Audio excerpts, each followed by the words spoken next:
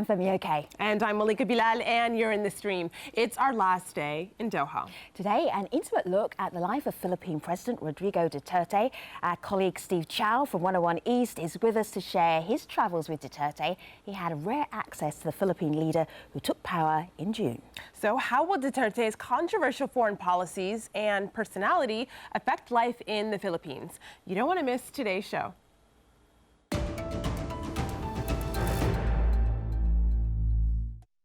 Someone say your actions aren't becoming of a statesman. I never went to a school called the Academy for Statesmen. I am not a statesman. I do not aspire to be one. I just would like to be an ordinary president who can you if you with my. The Philippine president rose to power on the wave of an anti-establishment backlash. Duterte has encouraged a campaign that's killed some 3,000 people suspected of ties to the drug trade. He's always a colorful character to discuss. So with us to do just that, Aries Arugay, a political scientist at the University of the Philippines, Diliman. Rhonda Ramiro, vice chair of Bayan USA. That's an alliance of 20 progressive Filipino groups in the United States. And, of course, here with us in Doha, Steve Chow, senior presenter for Al Jazeera English's 101 East. His film, Duterte, A President's Report Card, premieres on Al Jazeera English at 22:30 GMT. You can watch it online at aljazeera.com. Steve, so this is your second film with Duterte. What made you go back for more? Number one, the fact that a candidate that was fourth in the polls when we first did our first film with him, amazingly rose to the top and became president of the Philippines. It's an incredible story. A long shot person outside of the political sort of dynasties that have ruled the country, coming in and getting the popular support and winning a landslide victory. So we had to go back. And he welcomed us with open arms and open doors. Was he expecting to win? That's a question we put to him. And he's sort of given us two answers, as he often does. At first he said, you know what, of course I did. And then at other times he's like, you know, I'm surprised I won. So it's sometimes hard to get the real answer out of him. But one thing is clear is that he is pushing through with all the policies that he promised he would do in his campaigning. Wow. So hard to get the real answer out of him. Knowing that, this might be hard to answer, but this is Nicolo, because our community had lots of questions for what it was like to meet him, to spend so much time with him. Nicolo on Twitter says, what was it like being with him? His normal routine and his work ethic, and how does he keep away from all the stress? That's a very good question. I'll answer the last question first. How does he get away with all the stress? He loves, like many Filipinos, to karaoke. So, you know, in our first film, we were at his bar after dark in Davao. In the second film... You mean his bar? Does he own a bar? He actually owns a bar in Davao. And in the past, it was open to the public. But now that he's president, the public security has said, sorry, this is now a private bar. So we went with him the second time, now as president. And the people he sang to were his public security guards. So does he sing well? Well, you know, our cameraman is a professional singer. He has his own band. And he was somewhat cringing. So I'd say A for effort for Duterte for, you know, singing and getting on stage, but he might be a little bit challenged on that front. Let me just bring in Aries into the conversation. Aries, Duterte is somebody who's got a public image, and Steve kind of went behind that image to find out what the man was really like. From his public image, how do you see him? Well, this is a president, the first president in Mindanao, that is well received throughout the country and across social classes. It's unprecedented in a way, and that's why when media portrays him more as a populist, it tends me to think about what really populism is when you have a president that's not only supported by different parts of the country, but also by different social classes. Populist leaders tends to get their support mostly from the poor. But in terms of Duterte, he gets support from the middle classes and the upper classes as well. One thing in the public is that he's a guy that keeps on working. We have never seen presidents that seem to, it's like he's always in his last day in office. And I think that sends a good signal to Filipinos that if politicians were working as this hard, then maybe good things could come out of politics and governance. And I'd say that what Aries is talking about is sort of the overall sentiment in the Philippines. You know, Rodrigo Duterte has an 86% approval rating. He is loved by so many That's Filipinos. Extraordinary. It is extraordinary. Probably no one in recent memory in terms of leadership in the Philippines has enjoyed such, or anywhere else in the world, has enjoyed such a high popularity rating.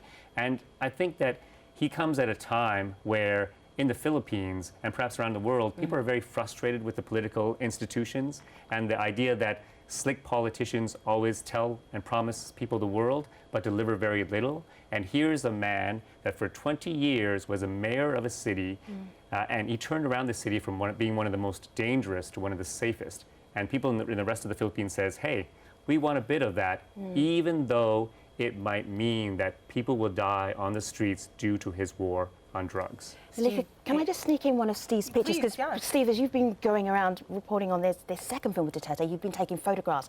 This one, it speaks to his connection with the people. Tell us what's going on here. This is one of your pictures. Correct, very much so. This was Rodrigo Duterte going to visit some police in Cagayan de Oro, one of the cities in the south, where he's extremely, extremely popular.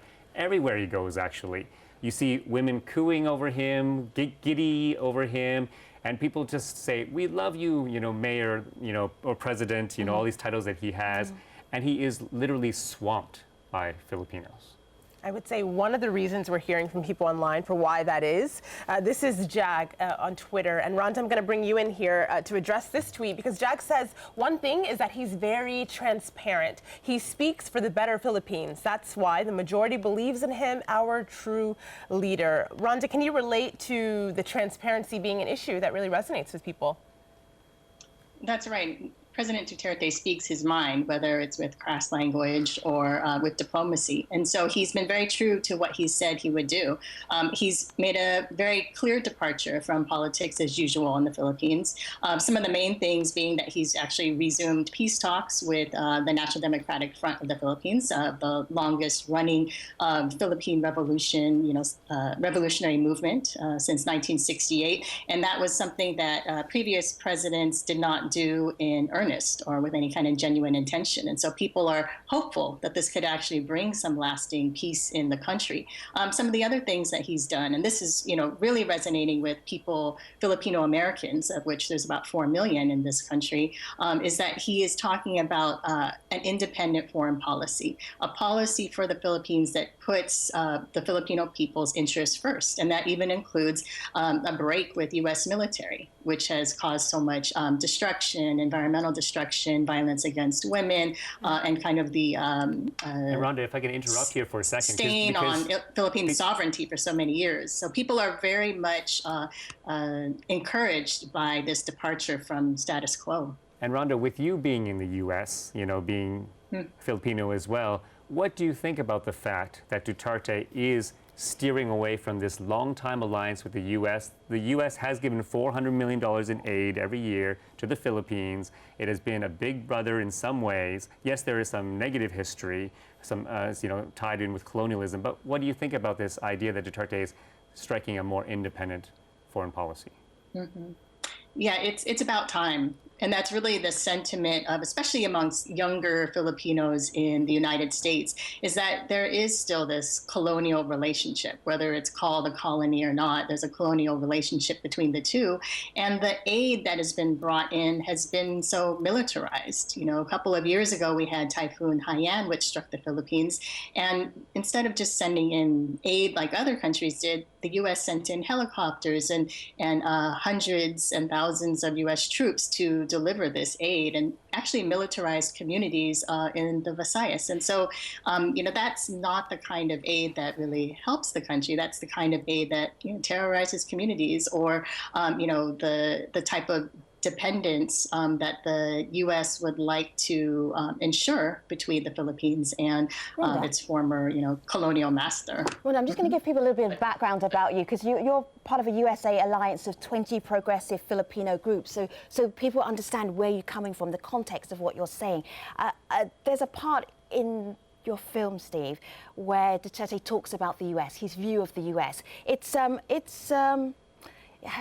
Have a look. You can decide for yourself what you think of it. So it really sounds like you don't want America in the Philippines. Yes, I believe they should be out. Because of their bullying. Some people say that I have to be very careful about the CIA. And I tell them that, well, if it's my time, it's my time. But somebody has to stand up against them and say, you know, don't with me. Don't with me. Is that foreign policy? Is he serious, or was he just messing with you? I think he is pretty serious. I think he has had a long time disdain of the U.S. He comes from the South that has a long history where America did, murder a lot of civilians years ago. And I think that he believes that the U.S. have acted as colonialists. But at the same time, in more recent history, yes, they have militarized certain areas of the Philippines, but they are also working really hard to defend the Philippines, especially on the South China Sea issue. We have China on the doorstep saying, South China Sea is ours. Yes, Philippines, you have claimed this part of it, but no, it's ours. And Duterte has said, hey, you know what, I want to talk with China. But a lot of other countries say there really isn't any talking with China. China's just going to claim because it's a rising superpower and it will take what they see as theirs. So I think it's a dangerous sort of line that Duterte is playing, saying, I want to sort of, get close to China. I don't need my friends anymore. And we pushed him a lot on that, but he seems to believe that, the Philippines is strong enough without an ally like the U.S. When we talk about foreign policy, yeah. Aries, when we talk about foreign policy, one of the things that keeps coming up online is what the relationship will be like going forward with the United States, especially in the wake of the election of Donald Trump. So here's just one view I want to share with you. This is Rachel. She says she sees this as worrying, how many other parallels we might start to see that tend to beget the rise of populist powers. And she's linking what happened in the Philippines with the election of Duterte, with the election of Trump. Another person also links that, and I want you to tell me whether you think that's fair or not. This is a video comment we got from Richard. Here's what he told us. Donald Trump and Rodrigo Duterte do not see themselves as usual politicians, or not also as just your everyday populist or anti-establishment demagogue. They see themselves as the leader of a movement that will rid their specific countries of unwanted elements. So, Aries, is this link between the two leaders, a potential leader and a leader right now? Is that fair?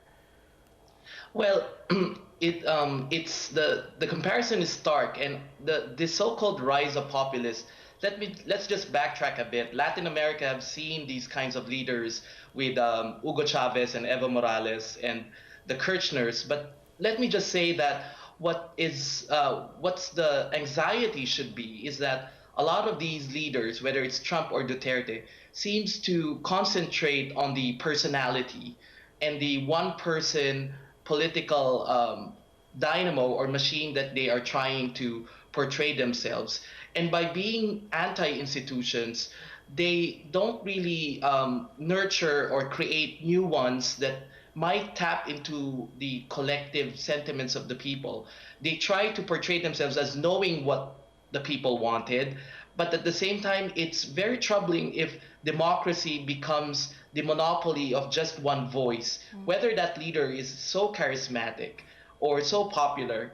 But how to tap that popularity and that collective sentiment into something that people could participate, that people could join, so that politics becomes less about one person, but more so as a collective endeavor. See, Aries, let me share with you a headline. You kind of preempted this US election, Steve, because you wrote back in April, Rodrigo Duterte, the Donald Trump of the Philippines. That seemed a little far-fetched at the time, perhaps, but now, what do you say? Well, here we have two presidents that shoot from the hip, right? That have made lewd comments, towards women. But their unconventional ways, their promises of challenging the system, as Aries said, are very similar. They have a similar style. They believe in a strongman style rule, and they want to tear apart a lot of the ways that things have been done in terms of politics in their respective countries. Where they do differ, though, however, is the very fact that Rodrigo Duterte comes with more than 20 years of political experience as a mayor of a city. He was a legal prosecutor before.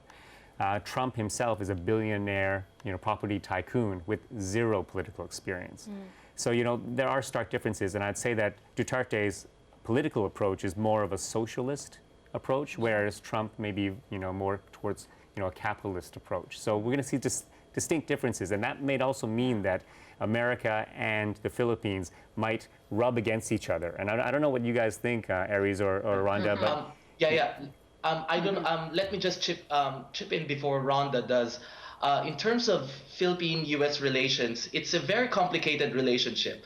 When we try to explain it to outsiders, that there is this love and hate relationship going on in the Philippines for many years. The Filipinos love the US. They love Americans. Global public opinion says that Filipinos love Americans more than Americans love America. But at the same time, Rodrigo Duterte talks about these episodes of colonial atrocities and of the past, and of the U.S. taking for granted their longtime ally in Asia. And Rodrigo Duterte is coming from the idea that for the past several years, it seemed that it's U.S. national interest that gets to be served in terms of Philippine foreign policy rather than Filipino national interest. But does that mean totally abandoning the U.S. in order to be more subservient or to cater more to the interests of China? So by embracing a newer power and then criticizing the old one, I don't think that's independent foreign policy. So we might need to. We would have to really we guard might need to against talk that. about. Yeah, right. We might need to talk about So, really Aris, what independent foreign hold policy is. tight for a moment. Rhonda, what were you saying there? Right, that there needs to be a true independent foreign policy, and we're not talking about trading one power for another, or trading the United States for then a new, colonial master per se with China. And I think that what Duterte has done is actually quite smart. He's been diplomatic. He's opened that door to talking with China, and he's not going to be depending on the United States or United States military for that defense. Because really, when you look at the way the United States has, these 800 to 1,000 bases around the world, the way it has militarized many different countries around the world, U.S. military presence doesn't bring stability. It doesn't bring peace and diplomacy. What it does is aggravate situations, intensify tensions, and which is what it has done over the past several years with the increase in military in the Philippines. I would perhaps step in here a little bit and say, yes, the U.S. is responsible for destabilizing a lot of the regions, but some would argue in China, in Asia, for example, with the support of Japan and others, they have somewhat stabilized the region for a long time. It's been 70 plus years since we've had World War II. Overall, it's relatively stable because of that, power dynamics that the U.S. has played a large part in. And I think the question is, is Duterte playing a very dangerous game? He went to China, said, hello, I want to be friends. I'm willing to talk with you. Please give us lots of aid. And he got a lot of aid, plus a lot of, business deals. Then, a few days later, he went to Japan and said, hey, you're a U.S. ally, give us lots of aid. And he got lots of aid. And at some point, you sort of figure, if someone pushes the Philippines and says, okay, you know what, we're calling in all the favors that you've asked for, will he have somebody, an ally, big enough to be behind the Philippines? What do you guys think about that? Well, I want to jump in here. Well, we because don't want to get caught community- between two bullies. So I want to jump in because our Southeast community Asia. seems to think that ally will still be the U.S., but it's conditional. So this is Noel who says, of course, we can maintain friendly ties with the U.S., but there are limits to U.S., what he says, intervention in our affairs. He goes on, Noel says, it's best if the U.S. stops their meddling with our human rights cases. Their standards are much different from ours. So, Aries, I'll give this one to you since you're in the Philippines, or you are from the Philippines. Noel says standards in the Philippines are different from U.S. standards. I'm going to venture to say he's talking about the drug war, the extrajudicial killings that we've covered here on the stream. You were a part of that show. What do you make of this tweet? Well, this idea of the human rights standards are inapplicable. This is a real debate in a lot of developing countries, whether human rights standards could be imposed on countries that are still trying to develop or trying to put food on the table for their families. I think in terms of criticism, this is where Rodrigo Duterte becomes so defensive to the point that there's no conversation on how to improve human rights conditions by totally throwing the human rights discourse on its head. So, Aries, I'm really intrigued by what Steve has to say here, because you spent time with him and you asked him about encouraging vigilantes. There's a little clip I'm going to play first, and you can tell us what he thought about that. Have a listen to this. If I was the father, then you rape my daughter and you kill them. Would you think I will wait? Would you think my anger can wait? Justice? Of course not. I will kill you. But even just by saying that, you're encouraging vigilantism. Yes, I am encouraging. So what's wrong now? So the context here is that Duterte was trying to make a point that the justice system in the Philippines is broken. You arrest a criminal for raping, say, a daughter, and that person might languish in prison for 5 to 7 years with no resolution to the court case, and then he or she might be let go. So he said, you know what? With that in mind, if someone raped my daughter, I would take a gun and shoot him dead. Is he encouraging vigilante justice? He said it right there. Yes, he is. And that goes then to the war on drugs. Is he encouraging people to go out on the streets and shoot down suspected drug dealers? And he didn't deny that. He would encourage that. He says that he directly hasn't killed anybody, but he wouldn't hold anybody else back from that. And that's an interesting point. I think there needs to be a healthy debate as to whether this is the type of justice that's needed in the Philippines. Maybe it is, maybe it isn't. On the streets, a lot of people are saying, things are safer now. There's fear among drug dealers, there's fear among criminals that if they do something wrong, they will be gunned down. And perhaps, like Aries, you were saying, in a developing country, perhaps you need this kind of fear to bring peace, stability, and safety to the streets. Steve, there's a question here, really though. Dangerous. And I hear that danger there, but there's a question here that kind of picks up on what you're saying there, Rhonda. This is Kay Stewart, who says, in September, the government declared the drug war a success. Now we're told the government might still need to declare martial law. They go on to say, so which is which? Or has the problem been revealed to be far larger than first imagined? Steve, do you have insight on that? When Duterte was campaigning, he said and promised that within 3 to 6 months of becoming president, he would wipe out drugs and criminality in the country. When we came to him, 3 months had already passed, and I said, are you still going to keep to this promise? And he said, well, you know what? I never knew as mayor the magnitude of the problem. He says, I didn't know there were an estimated 4 million drug users, he said in his own, that those are his words. And so, he goes, I will keep on going in this campaign. So he's already, broken one promise per se. But yeah, I think hard questions need to be asked about his actions, and whether he will, move towards martial law. He has said to us in the past that's not his intention. He doesn't want to go there. But we've seen him, declare, state of emergency, these sort of things, and there is a fear that, he would move it further. We asked him, do you plan to be a dictator? Are you trying to dismantle democracy in the country? And he said, you know what? I have no desire to be a dictator. I'm 71 years of age. All I want to do is to make the Philippines a better country. Everybody, have a look at my laptop here, because the 101 East film is coming up in a couple of hours. Rodrigo Duterte, the president's report card. What did you learn about him that you didn't know already?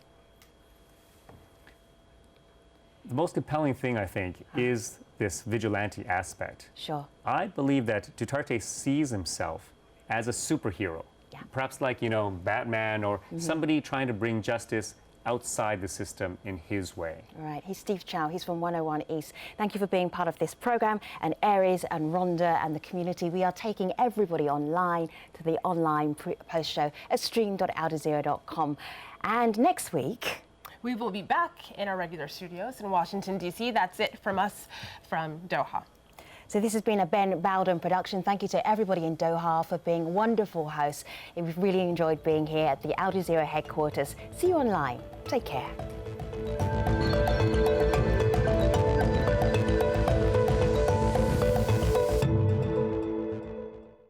Hello again. again. We're on our online post show at stream.aljazeera.com. You already know that because that is where you are. Steve, when there was a night, I don't want to give too much away, there was a night where you just encountered a lot of deaths, a lot of bodies. What is that like to continue filming? How does that influence how the final film ends up and how you approach the main subject of the film? Well, you know, on one night in Manila, we came across 4 killings. Yeah. Suspected drug dealers that were gunned down either by masked gunmen on motorcycle or by police. And one of the most disturbing incidences was when police arrested one drug suspect, put him in handcuffs, and then not more than 50 feet away from the police station, they shot him. And the police actually, we were waiting at the police station, police took us over there, and we asked him, what happened? There was the body lying there in handcuffs. And the police said that this person tried to reach for the gun, you know, of a police officer, and so they shot him dead. And you know, I think it's quite disturbing because we talked to local media who've been covering this for months, and they said they've seen this time and time again, police saying that they acted in self-defense, so therefore they were in their very right, you know, to shoot down a drug suspect. But I think serious questions need to be asked whether extrajudicial killings are taking place, and if Duterte is somewhat sanctioning it. And if he is, then, you know, and if it's bringing a certain degree of justice to the Philippines, maybe he should just come clean and say, you know, this is what I'm doing. But, you know, it's making the country better. You know, we've heard those same questions from international leaders. We've also heard them from the UN, but not everyone online necessarily thinks it's a bad thing. I want to raise a question that one member of our community raised. This is Charlie. He sent us a video comment talking about results. Have a listen to what he told the stream. Since this election, Duterte has made good on his campaign pledge to gun down suspected drug dealers in the street. A war on drugs which has cost more than 3,000 lives so far. It remains to be seen whether President Trump will similarly make good on his more contentious campaign pledges. So Rhonda, he links it back there to Donald Trump and seeing what's going to happen. But his point is this was a campaign pledge from Duterte and it's being filled. What do you make of that? Well, the war on drugs will fail if it takes this continued military, hardline police approach. The war on drugs in the U.S. just succeeded in criminalizing a population of African Americans in the U.S. It would be doing the same thing. It would be criminalizing people. It's already criminalizing people, and the extrajudicial killings are unacceptable. What he needs to do is really focus on the fundamental, root of the problem, which is the poverty in the country, which is the reason the drug trade is flourishing in the first place. And so if he can actually get to fundamental reforms of the economy and creating jobs and creating, a stable economy, that is really the long-term solution to any kind of problem with drugs and drug trade.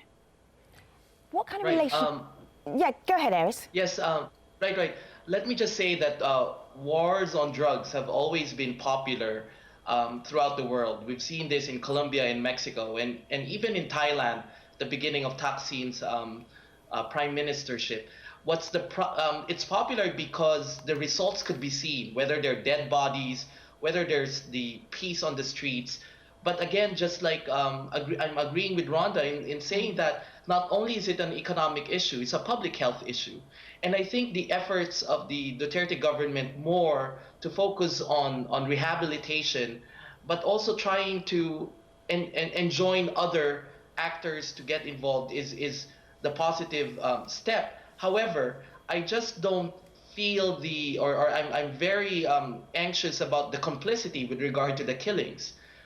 Rodrigo Duterte needs to show the consistent resolve in trying to gun down drug lords, the same resolve in trying to investigate all these summary executions, and whether there's been problems about implementing the terms of engagement every time police operations are happening in communities where there are drug lords or there are drug pushers. You know, Aries, Duterte has been very clear saying it's not his job to investigate, allegations of extrajudicial killings. That's up to the courts to do this.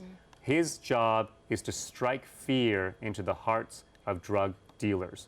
And he says he believes in the Machiavellian way to a certain degree, which is strike fear among the populace, and therefore you enact change fast. And yes, Rhonda, like you were saying, he says he does recognize that you do need to bring in education to help the poor, communities. But at the same time, he says when the situation is so severe, you need to strike hard and strike fast so that you can bring this space in order to make the other changes. Otherwise, nothing will happen.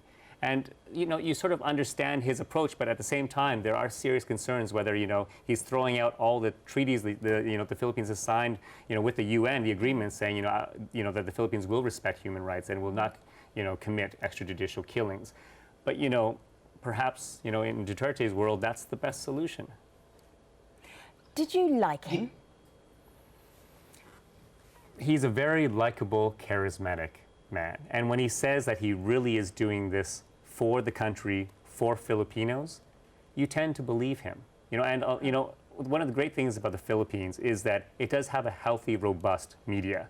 Yes, they might be too critical at times and one-sided and one-focused, but at the same time, a lot of people have investigated him, trying to find dirt on him in terms of whether he's corrupt, whether he's been hoarding money, like perhaps some other corrupt politicians, but they haven't found very much on him. So then one goes to say, okay, you know what? If you look at his track record in Davao, the city where he was mayor for 20 years, and he's done a lot to clean that city up, perhaps all the things he's saying, he might be able to accomplish for the greater Philippines. And I think this is why, we're hearing from Aries and Rhonda about, how supportive they are in some degree, for Duterte. And, he's so popular around the country. What I noted was how serious this conversation is, because often when he pops up in the press, he's a meme. He's a living meme. Very much so. I have to show you something. The 101 East team shared this. They tweeted this out. I'm just going to show it to you in close-up, so have a look here. There's something mischievous about his face and knowing about what he's doing. Did you get that sense about when he was saying stuff, he knew exactly the reaction that was going to happen? Very much so. Right. People say that he shoots off the hip. Yeah. But at the same time, every time he swears, Yeah. every time he makes a very controversial statement, in this case, he stared at our camera when he started saying, He's looking. Actually, when he's swearing at America. Have another look, because you can see it. He turns around and eyes flick up. There you go. And he starts swearing, going, bring it on, America, bring it on, I'm not afraid of you. And that's his statement. He's saying, hey, we Filipinos are too tired of being, subservient, if you will, to America, to others. We want to be proud of who we are. We're going to set our own agenda. And I think that really resonates with Filipinos. They're feeling, hey, you know what? We need to be proud of ourselves. And that's sort of what, Rodrigo Duterte stands for. It's interesting because it's not just Filipinos. This is a tweet we got. I'll just read two to end here from our community. But Peterson says, I like his unpredictability. He goes on to say he speaks his mind and not from a script like every president has to. On the other hand, though, this one's a little bit harsher. This is someone else who doesn't quite agree. This is Harper, who says he's popular to his supporters, but to the thinking Filipinos, Harper says, he's a human rights violator, cynical, and a dictator. I'm just intrigued by the big picture, because we're about to wrap up, but people are drawing connections between Trump, Duterte, and populism. Do you think they are the right people at the right time, where different communities are feeling like we don't want to go with the establishment? Or do you think that's too big a leap to make? Not at all. I think that in Asia even, we've seen sort of this whole mood. We've seen Modi come in India. We've seen, Joko in Indonesia take over. This sort of rise in popularism, this rise in nationalism, this belief that, globalism is not necessarily working for me or my country. Yeah. And at the same time, we're seeing this widening income gap all around the world. And these, leaders are saying, hey, you know what?